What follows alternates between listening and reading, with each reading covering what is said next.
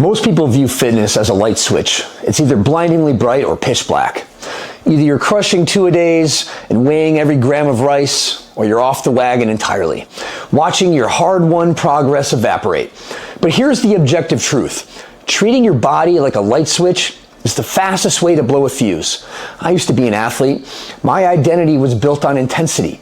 But then life happened. I became an entrepreneur. The hours got long. The stress got real. I got married. I had kids. And suddenly, I couldn't stay consistent even for 30 days. I kept trying to be the guy I invented in my head when I was a teenager, but that guy didn't have a mortgage or a business to run.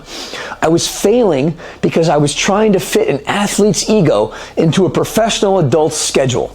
The problem wasn't that I was lazy, quite the opposite, in fact. The problem is that I'm haunted by the ghost of my most fit self. When I hit the gym, I compare myself to my peak performance from 10 or 20 years ago. When I can't hit those numbers or maintain that beast mode intensity, my brain tells me the workout doesn't count. I would quit because it simply wasn't good enough for me.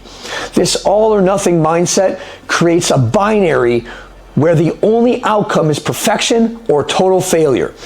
I had to burn my old identity to the ground just to survive. Over the years, I've seen these patterns destroy more physiques than injuries ever have.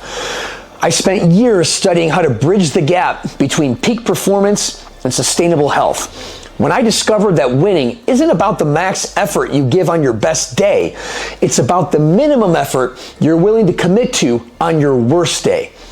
I built a system out of that exact necessity. We need to stop talking about effort and start talking about sustainability. You've been told that if you aren't leaving the gym in a pool of sweat, you're wasting your time. You've been told that one missed meal ruins the day. This is a lie sold to you by the people who are making money off your perpetual cycle of failing and restarting. It's time to move from intensity-dependent fitness to system-dependent health. Here's the reality. The person who does 20 minutes of mediocre work 3 times a week for a year will always run laps around the person who does 90 minutes of soul-crushing cardio for 3 weeks and then quits for 3 months. Consistency is a journey, not a destination. You think you need a transformation? What you actually need is a baseline. You need to learn the art of being consistently average until the average becomes the new floor. The solution is something I call the minimum viable protocol, or the MVP framework. Yes, I know, it sounds totally cliche. The acronym just happened to work, so back off. Now in medicine, they call it MED, the minimum effective dose. It's the lowest dose of a drug that produces the desired effect. Same concept. Any more of it is just added toxicity, right? Fitness is the same. We need to identify the bare minimum that you need to do to maintain your muscle and your metabolic health. This isn't about being lazy, it's about being strategic in the beginning. Because when life gets chaotic, you don't quit. You just drop down to your MVP and you stay in the game. Look, I get it. I know where you want to be. But what I'm saying to you is you need to look at where you're at right now and ask yourself, how realistic is it for you to achieve that athlete level fitness in the next 6 to 8 weeks and then not be burnt out and keep it going forever? Now seriously, I doubt you're 3 minutes into this video because you're 20 workouts away from being shredded. And I'm not saying you can't get there one day.